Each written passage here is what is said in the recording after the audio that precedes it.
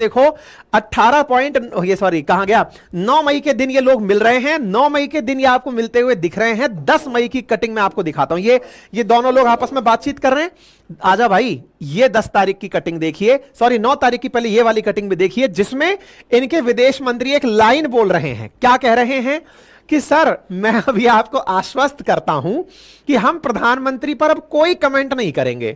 Maldives minister कह रहा है कि मेकिंग श्योर कि हम अब ऐसा कुछ भी नहीं करेंगे सर, चुनाव जीतने तक के लिए था, हो गया सब, माफीनामा हमने अपनी तरफ से बोल दिया। 9 मई के दिन पब्लिक अनाउंसमेंट कर दिया, आपके न्यूज चैनल्स में भाषण दे दिए, अब तो सैनिक बुला लो। बोले ठीक है। ये 10 तारीख की कटिंग देखो, day after Maldives Indian meeting, new Delhi completely withdraw soldier from island. तो पहले तो इस बात पर भी आप लोगों को गर्व होना चाहिए कि इंडिया ने इसके अक्टूबर के बयान को इंप्लीमेंट करते करते 10 मई लगा दी। अब आप में से कुछ लोग कहेंगे लेकिन सर हार तो हमारी हुई ना, जीत तो वही लोग गए ना। अल्टीमेटली उन्होंने भारतीय सैनिकों को लौटा दिया। रुको जरा, ठहरो, ध्यान से सुनो।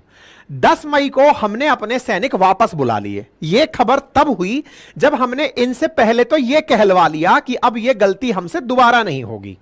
धन्यवाद आपका कि आपके कारण हमारा काम चल गया। लेकिन अब आगे की कहानी सुनो जो किसी को बीच में बताई नहीं गई थी, लेकिन हमने अपनी सुर्खियों में कवर की थी।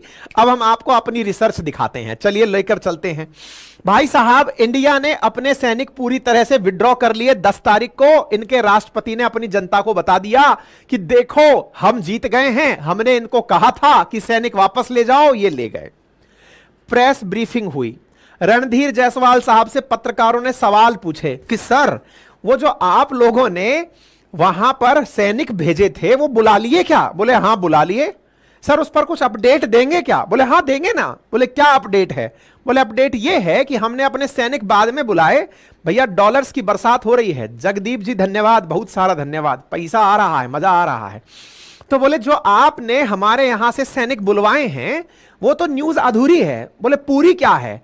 बोले उनको तो हम बहुत पहले टेक्निकल स्टाफ से रिप्लेस कर दिए। अब ये क्या कहानी है? आइए जरा पढ़िए, ये हेडिंग पढ़िए। The first and second batch of Indian personal had returned and were replaced by competent Indian technical personal. अगर आप हमारे पुराने सेशंस में जुड़े रहे हैं तो हमने आपसे कहा था कि भारतीय सैनिकों को बुलाएंगे, वर्दी बदलवाएंगे और बदलवाकर सादा वर्दी में, जैसे पुलिस वाले रहते हैं, सादा वर्दी में अंडरग्राउंड कॉप्स को भेज दिया जाएगा। जाइए सर, अब आपकी ड्यूटी थोड़ी चेंज हो गई है, वर्दी नहीं लगानी है।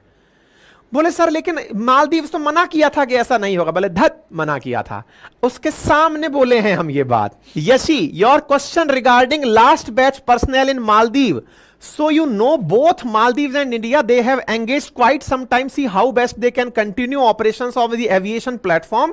That in that regard you have seen development that first and second batch of our people who were providing support there, they have come back. And now what I can confirm to you is that the deputation of the competent Indian technical personnel has taken place. आनंद लीजिए Indian diplomacy का। India जो कहता है वो करता है। Proper तरीके से हमने टेक्निकल पर्सनल्स को वहां पर बिठा दिया। And these platforms as you know they provide medevac services and humanitarian services to the people of Maldives. आया मजा? सैनिक निकालकर राष्ट्रपति चुनाव जीत गए, हमें क्या परवाह भाई, ठीक है। हम पहले ही बोल दिए थे इस बात को। जब हमने लास्ट टाइम उठाया था तो कोई गया जाकर के इनके राष्ट्रपति से पूछ लिया कि सर इंडिया वाले कह रहे हैं कि भारतीय सैनिक जाएंगे, वर्दी बदल के सादा वर्दी में टेक्निकल रूप से वापस आ जाएंगे, इस पर आप क्या कहेंगे? तो मालदीव के राष्ट्रपति ने कहा कि ये तो हमको यार चुनाव हरवा देंगे। वो बोले कि नहीं, किसी रूप में ये लोग वापस नहीं आएंगे। इंडिया ने कंठ पकड़ रखा था कि पहले आ गए। अब जब हमने 10 मई को यहां से निकाला, इससे पहले हमारा टेक्निकल स्टाफ यहां बैठा है। और यह खबर मैं आपको वेरीफाइड दे रहा हूं। चाइना वालों ने इस पर खुशी मनाई कि इंडिया के सैनिक बाहर चले गए। हम तो चाहते ही थे कि तुम खुश रहो। तुम सदा जियो। यहां पर ये बकायदा इसको दिखाए कि देखिए ये मालदीव्स की नेशनल सिक्योरिटी का सवाल था, इंडियन ट्रूप्स चले गए, अरे 50-55 लोग थे हमारे, अगर वो वापस भी आ गए और उसकी जगह हमने कुछ और भेज दिया, इससे सांप भी मर गया और लाठी भी नहीं टूटी, दोनों काम हो गए। तुम भी खुश हो गए, तुम राष्ट्रपति बन गए, हमारा काम चल गया। और तो और अब हम तुमसे ही कहलवा दिए कि हे इंडिया, तुम्हारे बिना कुछ नहीं हो रहा। कैसे, जरा खबर पढ़िए आज की। Pilot incapable of flying aircraft donated by India. इनके मिनिस्टर खुद हमसे बोले हैं, गसन मामून, उन्होंने कहा अपनी एक प्रेस कॉन्फ्रेंस के अंदर कि इंडिया के जो सोल्जर्स थे जो यहां हेलीकॉप्टर चला रहे थे मालदीव्स में, अब उनको हमारे पायलट चला नहीं पा रहे हैं। इनडायरेक्टली इशारा क्या कर रहे हो सर? आप कहीं ये तो नहीं कहने वाले हो कि सर अपने सैनिकों को भी वापस भेज देना? मोए मोए फीचर आ रहा है, फील ऐसी आ रही है कि चाइना वाले कहेंगे यार ये क्या टपलू बना दिया हमारा। समझे आप? यहां पर मालदीव के मिनिस्टर का 13 मई का बयान है कि हमारे पायलट्स उड़ा नहीं पा रहे हैं इनके हेलीकॉप्टर जो हमको देके गए थे।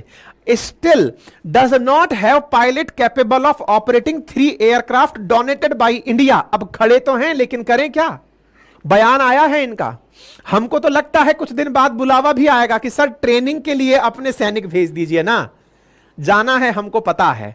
अब आप पूछेंगे सर ये सब हुआ कैसे, मतलब किसकी कृपा रही? तो भैया ऐसा है ना, पैसा अपने पास भी है, बहुत है, चिंता ना करो। इंडिया प्रोवाइडेड डॉर्नियर एयरक्राफ्ट जो 2020 में इनको दिया गया था, वही इनसे चल नहीं रहा है। और इन्होंने मुइज्जू ने जीतने के लिए लोगों के सामने यह दिखाया कि मैं इंडिया से मदद नहीं लूंगा।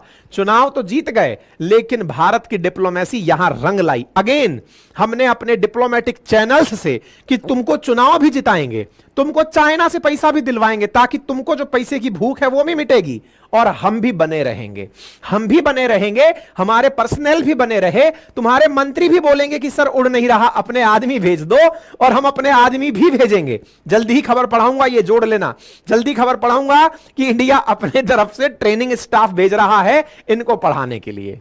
और बताएं, अब भाई साहब ये कर्जे में लटपटा गए, क्योंकि इनको याद आया कि यार हम कर्जा तो बहुत सारा ले लिए, चाइना से भी ले लिए, अब कौन बचाएगा? तो रोते रोते भैया पापा पास आएगा। मालदीव्स आया हमारे पास, क्योंकि आईएमएफ ने आज ही चेतावनी दी है कि बेटा तुम चाइना के लोन में डूब जाओगे, तुम्हारे ऊपर इतना कर्जा है ना कि तुम बर्बाद हो जाओगे। इतना सा देश है तुम्हारा, तुम्हारे ऊपर तुम्हारी जीडीपी का 118% अपनी जीडीपी का कर्जा है। $4 बिलियन का तुम्हारे ऊपर लास्ट ईयर कर्जा है, कहां से चुकाओगे? पैसा लो, नहीं तो मर जाओगे। तो भाई साहब मालदीव्स की हालत बिगाड़ने में भारत ने भरपूर सहयोग दिया है। आपको पता हो कि मालदीव्स में भारतीय जाने वाले टूरिस्ट नंबर 1 हुआ करते थे, लेकिन भारत वालों ने लक्षद्वीप के चलते इनको जब से कटाया है, भाई साहब भारत ने टूरिस्ट में यहां पर 6वां स्थान प्राप्त कर लिया है। 2024 सोचिए, 2023 में जहां मालदीव जाने वाले टूरिस्ट की संख्या, भारतीय टूरिस्ट की संख्या 1 पर थी, 24 में 6 नंबर पर पहुंच गई। मजबूरी यह हुई कि मालदीव्स भारत में रोड शो करने के लिए मजबूर है कि हम भारत में आकर के रोड शो करेंगे, जनता से कहेंगे कि आप और हम एक ही हैं, कृपया करके हमारे यहां आइए, हमारी इकोनॉमी को बचाइए। इंडिया लेकिन सख्त था, डिगा नहीं। जयशंकर साहब ने फिर पांसा फेंका और कहा कि सुनो कितना घाटा हो गया ये बताओ, हमने आपको दोनों तरफ से मार दिया, सैनिक की जगह टेक्निकल स्टाफ भेज दिया, सैनिक भी भेजेंगे, और तुमको घाटा भी दे दिए क्योंकि तुमको टूरिज्म तोड़ दिए। अब बताओ क्या चाहिए? बोले सर थोड़ा पैसा मिल जाता। बोले चिंता मत करो, लो बोलो कितना पैसा चाहिए?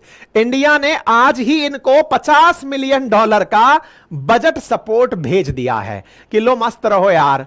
तो अगर मैं कहूं कि मुइज्जू कितने में बिक गए, तो $50 मिलियन की सहायता में निकल